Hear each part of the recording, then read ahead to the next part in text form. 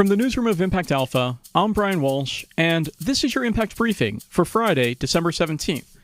This will be our final podcast for 2021. Today, I'm joined by our Roundtable regulars to talk about diversity in institutional asset management and the reconstruction this time. Imogen Rose Smith is an Impact Alpha contributing editor. Hi, Imogen. Hi, Brian.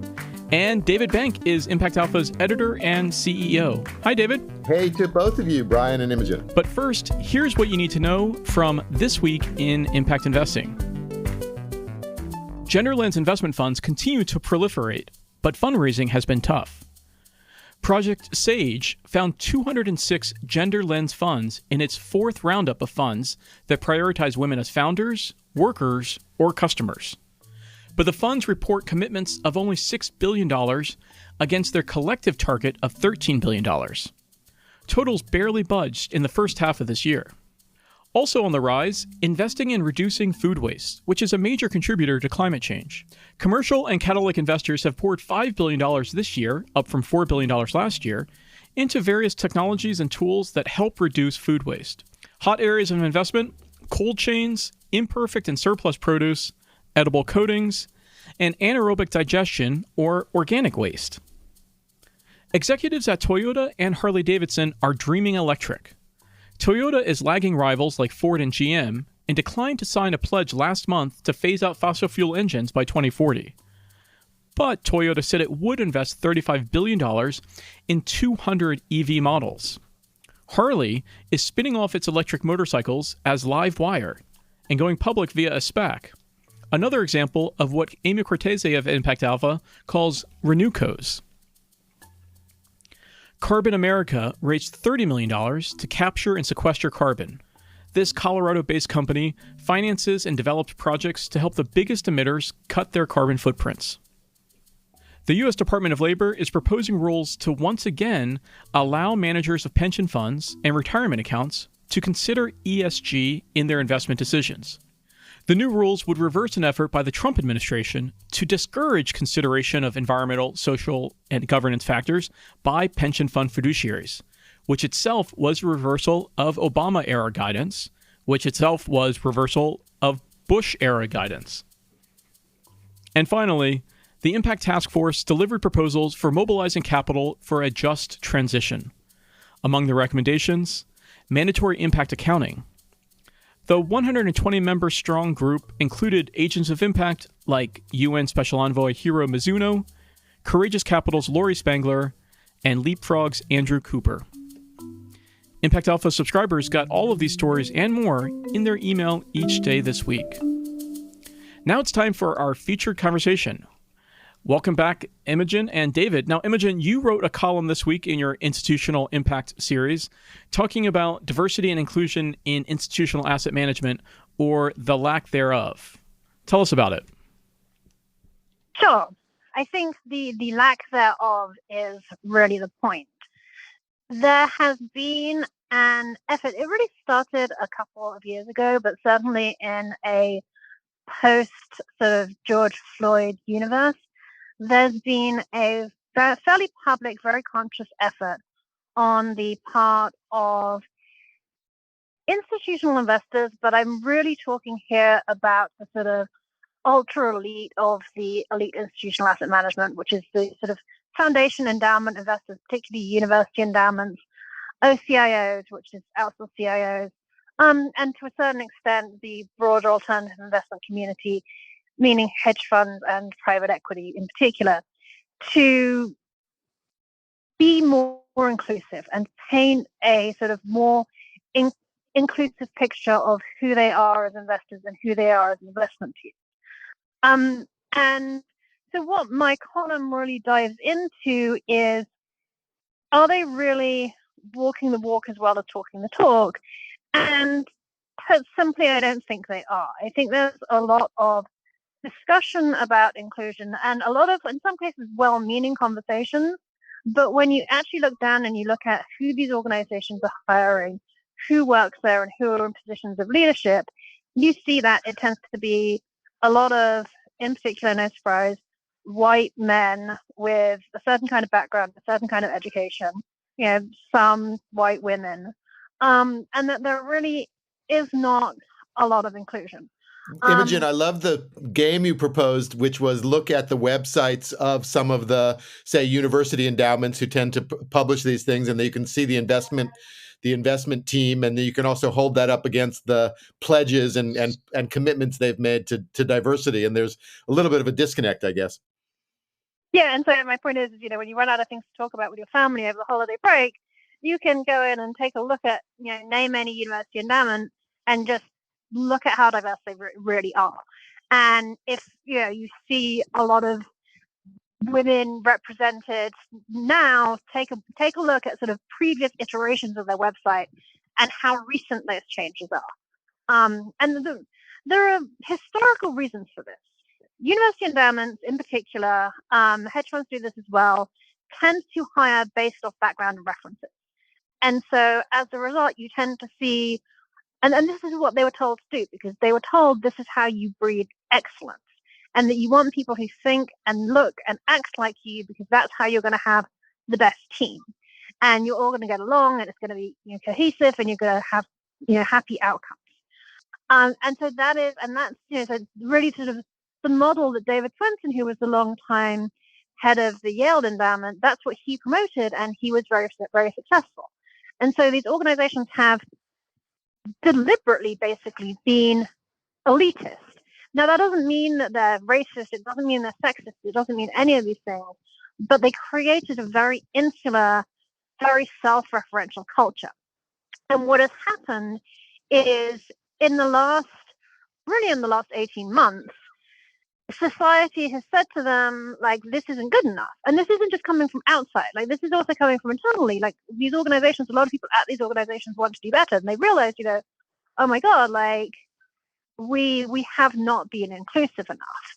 And so you're seeing a real change in terms of their rhetoric, but you're not seeing a real change in terms of their actions. And a lot of the actions that you are seeing are really sort of tokenism. So a good example of this is, if you remember, Princeton University a few years back, so John Rogers, who's one of the leaders, African-American leaders in the asset management industry, is on the board of Princeton University. And he had been pushing them for years to be more diverse. And so 2 or 3 years ago, there was a couple of, not on Bloomberg and at least somewhere else, and Princeton basically did this victory lap because they'd invested in an African-American owned venture capital business. And there were all these articles about how great it was, and they'd tried so hard, and they'd finally found someone.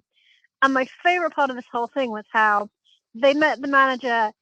They came across this manager in Martha's Vineyard, which is like where the sort of the elites of African American U.S. society go to summer. It's like the most elite, exclusive place you could possibly go to find someone. Like, and yet that's what they did. Well, this is sort of my question that I was left with in the column, Imogen, and it comes up also in some of the diversity questions around sort of corporate boards or whatnot, which is, it's all well and good to have, and I'm certainly in favor of better representation on both boards and in asset management, but it's kind of like, what will that do in terms of changing the system at large? Are we just putting different individuals in so that a broader cross-section of folks can get the fees off of asset management but make the same kind of investments? So is it really, it's all good for a few more diverse professionals to have these opportunities. Everybody's in favor of that. But what will happen when that change occurs? What will be different sort of systemically? Exactly. It has to be cultural change. It has to be, the tenant said there, that it has to be cultural change. It has to be systemic change, and it has to come from a place of sincerity. Hiring, a couple of board members of color and a woman board member is not enough if all that is ultimately doing is effectively propping up the white elites and the values that underline the operation in the first place. It's an important step, and clearly, diverse boards does make a difference. Studies show that. But if all you are doing as a chief investment officer or a CEO of a corporation is making a couple of literal sort of token hires to make you look good, then you're actually achieving the opposite. And rather than actually achieving cultural change, you're enforcing the culture that you have and often building resentment and underlying the diverse members of your organization. So undermining the diverse members of your organization. What's at stake became somewhat more clear to me on our Agents of Impact call earlier this week. And we were talking with Melissa Bradley of 1863 Ventures about this trend kind of coming out of the pandemic of Black entrepreneurship, which is kind of off the charts, both in comparison to pre-pandemic levels and also in comparison even now to white and other groups' entrepreneurship. But the point is that this new crop of entrepreneurs, in order to grow and succeed and sort of last beyond the usual kind of lifespan of startups, really needs access to capital, which has really been limited. Here's Melissa. The challenge is that while they're living or existing longer than our traditional businesses and certainly their white peers, that existence and sustainability does not correlate to growth because of that lack of access to capital. So we are hypersensitive in the work that we do that this is a unique time to say that we intentionally use the word new majority, because not only is the country flipping, and many cities have already flipped, but the majority of entrepreneurship and small businesses are people of color. How do we begin to realign our capital to actually support the economic drivers of this country?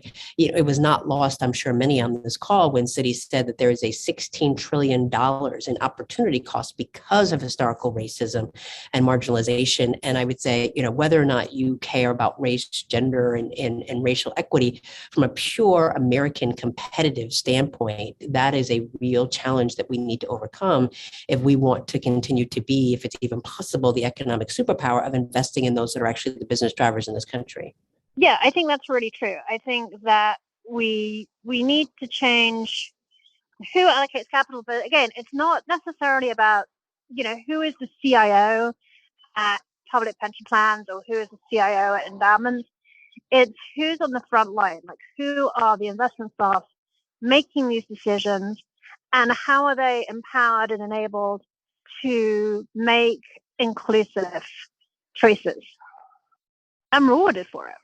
And Imogen, though, what is the pipeline of talent to those opportunities?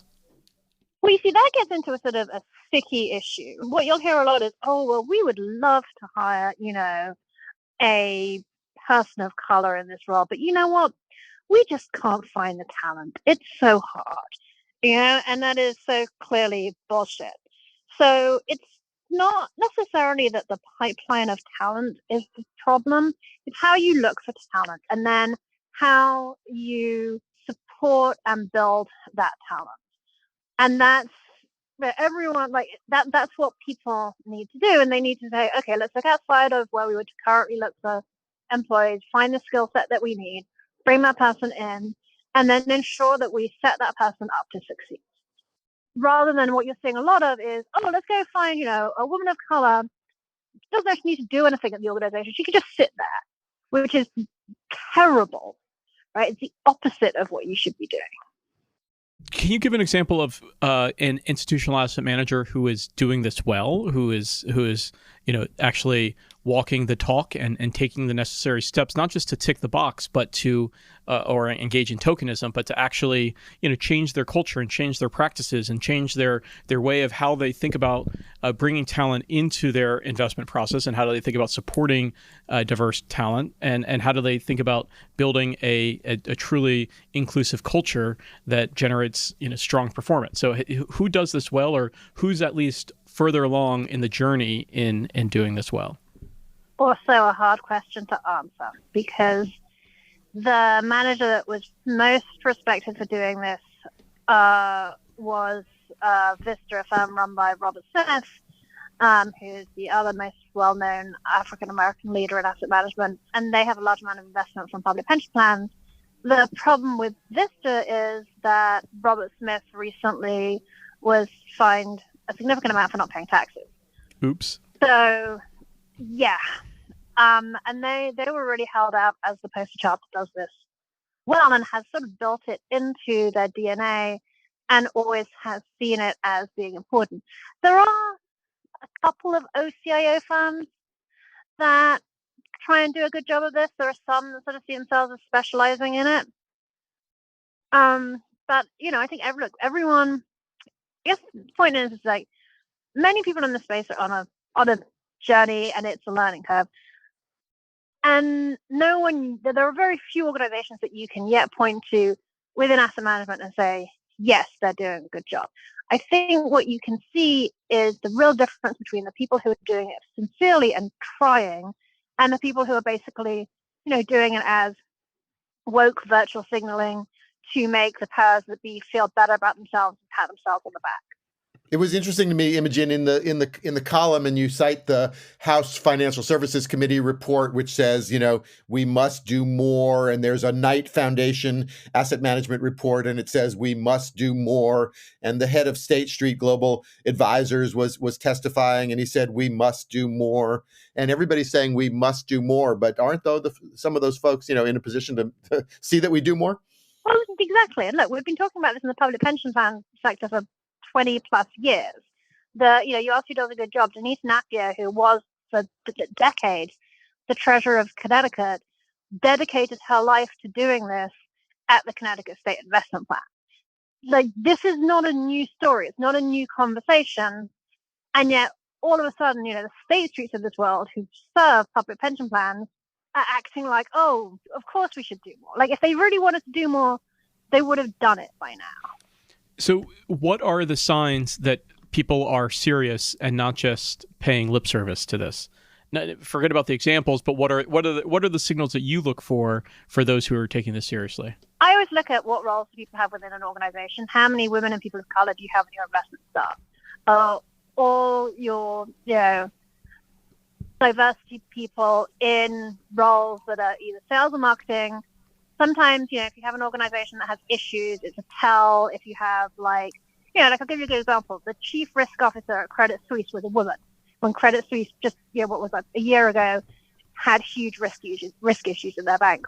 What a surprise, right? To be clear, I don't mean that the Credit Suisse had risk issues because they had a woman in charge. Quite the opposite. They put a woman into a role that was basically an impossible situation and gives you an indication of what, and she was the chief marketing officer before she was the chief risk officer. It gives you an indication of what the banks thought about that role. Yeah, those are all good points, Imogen, but I think it's just important to say, not to be too smug about it. And even in so-called impact investing funds, this problem, has not been licked. Here's Gillian Marcelle on the Reconstruction call this week. And so the challenge for the impact alpha community, because there are many white Caucasian males in this community who have access to the folks who hold power in impact investing and in the rest of the financial system, is that there must be an acknowledgement of how much more work there is to be done. Because what we've seen in the 21 months or the 22 months of the pandemic and since the murder of George Floyd is anyone can write a press release. That's the easy part. Anyone can cry on a podcast. That's also the easy part. Living your values and actually moving money where the decisions about who moves the money is held by Black professionals and experts who actually are proximate to the communities that they are going to invest in, as Melissa was speaking about, is really hard.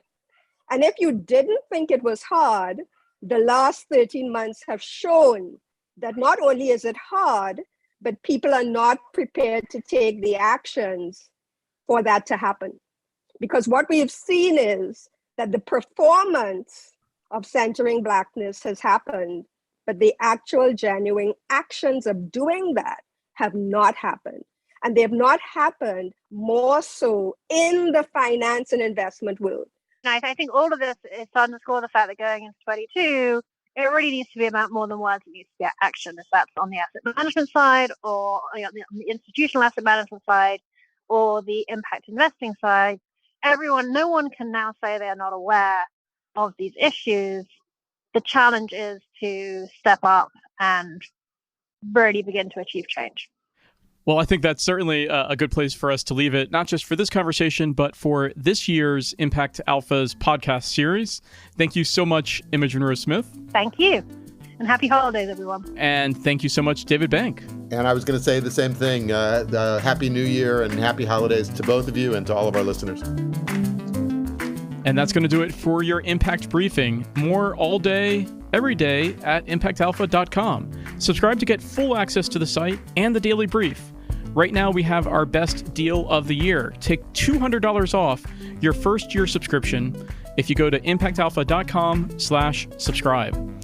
Thank you so much for listening, and thanks, as always, to our fearless producer, Isaac Silk.